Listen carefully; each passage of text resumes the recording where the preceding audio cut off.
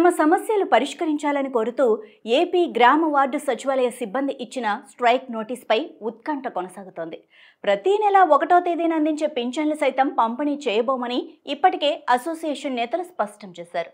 వాలంటీర్ల పని కూడా తామే చేస్తున్నామని, పని ఒత్తిడి ఎక్కువైందని వారు ఆవేదన వ్యక్తం చేస్తున్నారు.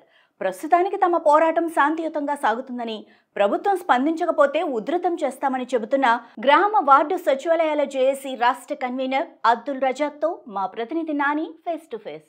ఆంధ్రప్రదేశ్ గ్రామ వార్డు సచివాలయాల జేఏసీ కన్వీనర్ అబ్దుల్ రజాక్ గారు మనతో ఉన్నారు. ఇప్పుడైతే ఆంధ్రప్రదేశ్లో ఉన్నటువంటి రాష్ట్ర గ్రామ వార్డు సచివాలయాలు ఉన్నటువంటి ఉద్యోగులంతా కూడా స్ట్రైక్లోకి వెళ్తామంటూ ఇటీవల ప్రభుత్వం దృష్టికి తీసుకెళ్లిన సంగతి తెలిసిందే. అసలు వీళ్ళంతా స్ట్రైక్లోకి ఎందుకు వెళ్ళాలనుకుంటున్నారు, వీళ్ళ డిమాండ్స్ ఏంటి? అబ్దుల్ రజాక్ గారి మాటలోనే తెలుసుకునే ప్రయత్నం చేద్దాం. సార్ నమస్తే.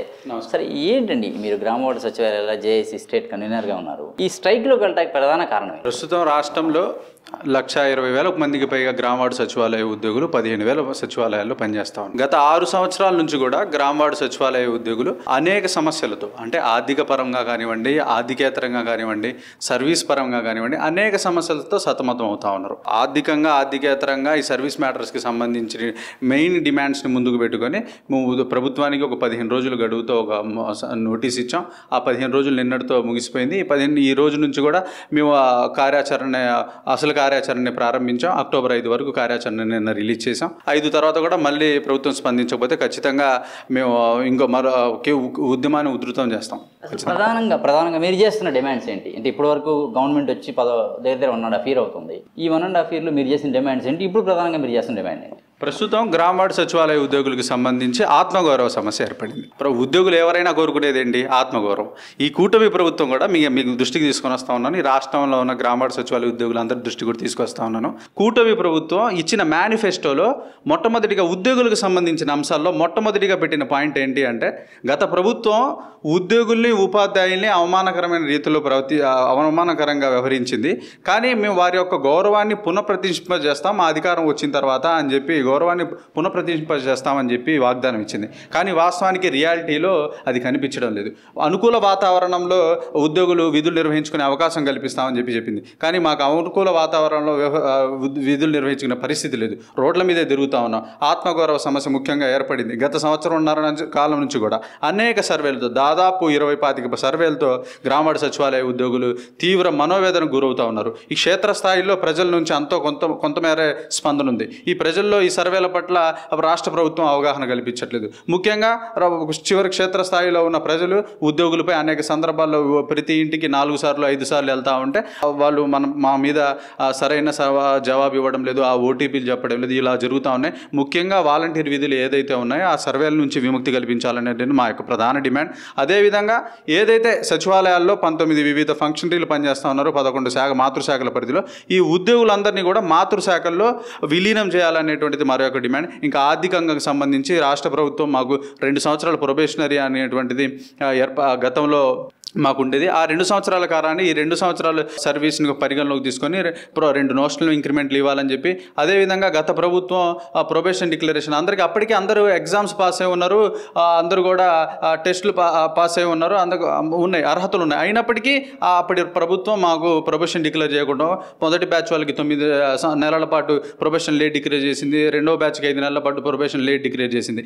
ఇవన్నిటి కూడా మేము ఖచ్చితంగా రావాల్సిన బకాయిలు ఏదైతే ఉన్నాయో ఆ బకాయిలు ఇవ్వమని చెప్పి మేము అడుగుతా ఉన్నాం. ఏదైతే మా స్కేల్ రికార్డ్ అసిస్టెంట్ కంటే కూడా తక్కువ స్కేల్ స్టార్టింగ్లో ఉంది, ఇప్పుడు అది జూనియర్ అసిస్టెంట్స్కి క్యాడర్కి అప్గ్రేడ్ చేయాలని చెప్పి మేము అడుగుతా ఉన్నాం. అదేవిధంగా స్పష్టమైన సర్వీస్ రూల్స్ ఈ పాటికి వ్యవస్థ ప్రారంభం 6 సంవత్సరాలు అయినప్పటికీ కూడా స్పష్టమైన సర్వీస్ రూల్స్ లేవు. ఈ మల్టిపుల్ బాసిజం ఈ వ్యవస్థ మీద నడుస్తూ ఉంది. అదేవిధంగా ప్రమోషన్స్ లేవు. ఇవన్నీ ఇవ్వాలని, ఇంకొకటి పారదర్శకంగా బదిలీలు జరగాలనేటువంటి అంశం మీద ఒక ప్రత్యేక విధి విధానాలతో కూడిన జీవోని కూడా ఇవ్వాలని చెప్పి ముఖ్యంగా ప్రధానంగా ఈ 7-8 డిమాండ్స్తో మేము రాష్ట్ర ప్రభుత్వానికి ఉద్యమ కార్యాచరణ నోటీస్ ఇచ్చాం. అంటే ఇప్పుడు వాలంటీర్లని తీసుకుంటే, ఇక్కడ వాలంటీర్ల ప్రస్తావన కూడా వచ్చింది కాబట్టి వాలంటీర్లు చేసిన విధులను కూడా ఖచ్చితంగా మీకు కేటాయించారంటే అందులో అనుమానం ఏమీ లేదు. వీటి నుంచి ఎందుకు విముక్తి కోరుకుంటున్నారు మీరు? వాలంటీర్లు అంటే నేను గత ప్రభుత్వంలో ఈ సచివాలయ వ్యవస్థలో వర్క్ ఫోర్స్ 4 లక్షల మంది, 1,20,000 మంది సచివాలయ ఉద్యోగులు ఉన్నారు, 2,80,000 మంది వరకు వాలంటీర్లు ఉన్నారు. అంటే దాదాపు 4 లక్షల మంది ఈ వ్యవస్థలో పనిచేస్తూ ఉన్నారు. అంటే ఇప్పుడు ఈ 4 లక్షల్లో 1 లక్ష మంది, 3 లక్షల మంది సచివాలయ ఉద్యోగులను తీసేసి కేవలం ఇప్పుడు 1,00,000 మంది, 1,20,000 మంది ఉన్నా కానీ మిగిలిన ఒక 20,000 మంది వివిధ అనాధికారికంగా డెప్యుటేషన్లో కానివ్వండి, ఎక్కడెక్కడ అధికారులు వాళ్ళకి అవసరమైన చోట వాడుకుంటున్నారు. అంటే 1,00,000 మంది వర్క్ ఫోర్సు ఈ 4 లక్షల మంది యొక్క పనిని ప్రస్తుతం చేస్తూ ఉంది. అంటే ఒక్కొక్క ఉద్యోగి మీద పని భారం అనేటువంటిది 3 రెట్లు పెరిగింది. ఇది వాస్తవానికి అభ్యంతరకరమైన పరిస్థితి కూడా. ఇంత పని ఒత్తిడిని కూడా సైతం తట్టుకొని రాష్ట్రంలోని గ్రామ సచివాలయ ఉద్యోగులు పనిచేస్తూ ఉన్నారు. వీటి నుంచి ఖచ్చితంగా ఈ జాబ్ చార్ట్లో కూడా ఎక్కడ ప్రిస్క్రైబ్ చేయలేదు. మీరు ఉద్యోగం వచ్చిన స్టార్టింగ్లో మీరేం చెప్పలేదు కదా, ఇంటింటికి తిరిగి సర్వే తిరగాలి, ఇది చేయాల్సిన పరిస్థితి అని. ప్రస్తుతం మీరు 1 సంవత్సరం కాలం పాటు నుంచి మొదటగా పెన్షన్ అని చెప్పి ఒకటి తీసుకొని వచ్చారు. ఈ పెన్షన్ అనేటిది మేము అవాతాతలకి మేము పెన్షన్ ఇవ్వాలని మాకు ఇబ్బందికరమైన పరిస్థితి అయితే ఏర్పడలేదు. దాని తర్వాత వారానికి 4 సార్లు. అంటే ఉద్యోగులు ఒక సర్వే అనుకోండి, ఈ ఫలానా డీటెయిల్స్ తీసుకోండి ఒకసారి వెళ్ళరండి అంటే అది ఎలా ఉండేది, ఉద్యోగులు ఇంత అసంతృప్తి అయితే వచ్చేది కదా. పదే నెలకి 4 సార్లు చెప్పిన వాట్సాప్ గవర్నమెంట్ సర్వే అంట, మళ్ళీ కౌశలం సర్వేలని, వర్క్ ఫ్రమ్ హోమ్ సర్వేలని, హౌస్ హోల్డ్ ట్యాగింగ్ అని చెప్పి P4 సర్వేలని, యోగాంధ్ర సర్వేలని, ఇన్నిసార్లు ఇన్ని ప్రజల చుట్టూ తిరుగుతుంటే చీత్కారాలకు సచివాలయ ఉద్యోగులు గురవుతూ ఉన్నారు. ముఖ్యంగా ఈ సెల్ఫ్ రెస్పెక్ట్ అనేటువంటిది ఈ వ్యవస్థలో ఈ ఉద్యోగులకి ఏర్పడింది. ఖచ్చితంగా ఈ ఆత్మ గౌరవాన్ని రక్షించే బాధ్యత కూటమి ప్రభుత్వం మేనిఫెస్టోలో మొదటి పాయింట్ కూడా పెట్టింది, గౌరవాన్ని పునఃప్రతిష్ఠ చేస్తాం ఉద్యోగులని. అదే మేము ఖచ్చితంగా మేము కోరుతా ఉన్నాం. ఇక్కడ తీసుకుంటే ఒక జేఏసీ వాళ్ళు పెన్షన్లు కూడా నిలిపేస్తాం, మేము పంపిణీకి రాము, స్ట్రైక్లో భాగంగా ఏదైతే రేపు 1వ తారీఖు పంపిణీ చేసే పెన్షన్లు ఉన్నాయో మేము పంపిణీ చెయ్యము అని చెప్పని ఒక వార్నింగ్ ఇచ్చినటువంటి ఈ నేపథ్యం ఉంది. దీన్ని మీరు ఎలా చెప్తారు జేఏసీ కన్వీనర్గా? సార్, ఒకటి మా జేఏసీ అయితే అటువంటి ప్రకటనలు చేయలేదు. ఉద్యోగులు, సచివాలయ వ్యవస్థ మాకు తల్లైనా తండ్రైనా ప్రభుత్వమే. మేము ఏదైనా అలగాల్సింది ప్రభుత్వం మీద. ప్రభుత్వాన్ని తల్లిదండ్రి మీద పిల్లలు అడగడం తప్పు లేదు. అదే తల్లిదండ్రి మీద మొహం పెట్టి కొట్టలేం కదా, అది తప్పు. మా అలక కేవలం మా అలక రాష్ట్ర ప్రభుత్వం మీదే, అవ్వాతాతల మీద కాదు. ఈ పెన్షన్ డిస్ట్రిబ్యూషన్ ఆపేస్తామని చెప్పే నాయకులు ఎవరైతే ఉన్నారో, అంటే వాళ్ళు కూడా ఉద్యోగ సంక్షేమం కోసం పాటుపడతారే వాళ్ళు కూడా, కానీ కాన్సెప్ట్ ఏదైతే ఉందో పెన్షన్ నిలుపుదల చేస్తామనేటువంటిది, దానివల్ల ఉద్యోగుల యొక్క ఉద్యోగ భద్రతకి ఇబ్బందులు ఏర్పడే అవకాశం ఉంది. ఇప్పుడు ఎవరైతే ఉద్యోగులను రెచ్చగొడతా ఉన్నారో, మన ఉద్యోగాలు పోయినా, సస్పెన్షన్లు అయినా, మెమోలైనా వాళ్ళు వచ్చి మనల్ని కాపాడే పరిస్థితి లేదు. ఆ జేఏసీ నాయకులు మీరు ఎవరైతే చెప్తా ఉన్నారో, ఖచ్చితంగా ఇది మంచి చర్య అయితే కాదు. ఖచ్చితంగా రాష్ట్ర ప్రభుత్వం దృష్టిలోకి మన అలక వహిస్తూ ఉన్నాం. రాష్ట్ర ప్రభుత్వానికి మన అల్టిమేట్ కూడా జారీ చేస్తూ ఉన్నాం. ఖచ్చితంగా ముందు రోజుల్లో ఎలా వెళ్ళాలో ఉద్యమాన్ని కూడా ఉధృతి తీసుకొని వెళ్తాం. కానీ పెన్షన్ పంపిణీ మాత్రం అయితే మేము ప్రస్తుతానికైతే మా జేఏసీ యొక్క అందరూ కార్యాచరణ మేరకు మేము ప్రస్తుతం పెన్షన్ జోలికి మేము వెళ్ళాం. ఇది అద్దంకిలో ఒక మంత్రి గారు మాట్లాడుతూ, ఏపీకి చెందిన ఒక మంత్రి గారు అద్దంకిలో మాట్లాడుతూ మీ సచివాలయ సిబ్బంది మీద కొన్ని కామెంట్స్ చేశారు. వాటి పట్ల మీరు ఎలా స్పందిస్తారు? మినిస్టర్ గారు మాట్లాడేటప్పుడు ఏం చెప్తా ఉన్నారంటే 15,000 గత ప్రభుత్వంలో ఇచ్చాం, మేము వచ్చాక మీకు స్కేల్ ఇచ్చామని చెప్పారు. అది వాస్తవం, అది కరెక్ట్ కాదు. ఇంకొకటి మాట్లాడేటప్పుడు కూడా మేము 2 సంవత్సరాలు ప్రొబేషన్ డిక్లరేషన్ అయిన వెంటనే 9 నెలల పాటు లేట్ చేసి మనకు ప్రొబేషన్ డిక్లరేషన్ చేశారు. దాంతో అదొకటి. ఇది ఇప్పటికిప్పుడు ప్రొబేషన్ డిక్లేర్ చేసి మాకు పే స్కేల్ ఇచ్చింది అయితే ఏం కాదు. అదేవిధంగా కొంచెం అర్ధరహితంగా మాట్లాడుతూ ఉన్నట్టు నాకు కూడా అనిపించింది. ఇది మంత్రి గారు ఆయన నోటీస్లో కూడా ఇంకోటి మాట్లాడేటప్పుడు పంచాయతీ సెక్రటరీ అంతకుముందు ఒకళ్ళే పనిచేశారు, ఇప్పుడు 8 మంది ఉన్నా మీరు పనిచేయట్లేదు, 10 కూడా తిరగలేకపోతున్నారు. ఇది అవాస్తవం. మంత్రి గారు మీకు కూడా మేము చెప్తా ఉన్నాం, అనేక సర్వేలు కూడా ఒక్కొక్క సచివాలయ ఉద్యోగి దాదాపు 200 ఇళ్ళు, 4 క్లస్టర్లను సచివాలయ ఉద్యోగికి మ్యాప్ చేశారు. 200 ఇళ్ళు ప్రతి నెలకి కనీసం 6-7 సార్లు ఆ ఇళ్ళ చుట్టూ తిరుగుతూ ఉన్నాడు. ఈ వాస్తవాలు మంత్రి గారు కూడా తెలుసుకోవాల్సిన అవసరం అయితే ఉంది. మేము పని చేయట్లేదని మీరు భావిస్తూ ఉన్నట్లేదు. మీకు వచ్చిన రిపోర్ట్ ఏంటో మేము కూడా అదే కోరుకుంటా ఉన్నాం. మీకు ఆ ఇబ్బందికరమైన పరిస్థితి ఏర్పడితే మమ్మల్ని మా మాతృశాఖలో కలపండి, మమ్మల్ని కలపండి. మీకు అప్లికేషన్ ఎందుకు? మీకు తప్పుడు రిపోర్ట్లు ఇస్తూ ఉన్నారు ఎవరైతే ఉన్నారో వాళ్ళకి. మేము కూడా మీ ద్వారా గౌరవ మంత్రి గారికి కూడా కోరుతా ఉన్నాం. మేము ఖచ్చితంగా క్షేత్రస్థాయిలో సచివాలయ ఉద్యోగుల మీద తీవ్ర పని ఒత్తిడి కనిపిస్తూ ఉంది. ఇవన్నీ పని చేస్తూ ఉంటారు. ఇది సర్వే ఎప్పటికప్పుడు అప్డేట్స్ కూడా మీరు తీసుకుంటా ఉన్నారు, గౌరవ ప్రభుత్వం కూడా తీసుకుంటా ఉంది. మీకు తెలుసు కదా మనం ఎలా పనిచేస్తూ ఉన్నామో, వర్క్ ఫోర్స్ ఎలా పనిచేస్తూ ఉంది. ఈ పెన్షన్స్ కూడా మొదటి 2 గంటల్లోనే ఈ ఉద్యోగులు పంచుతూ ఉన్నారంటే ఎంత ఎఫెక్టివ్గా మా ఉద్యోగులు పనిచేస్తారన్నది మీకు కూడా తెలుసు.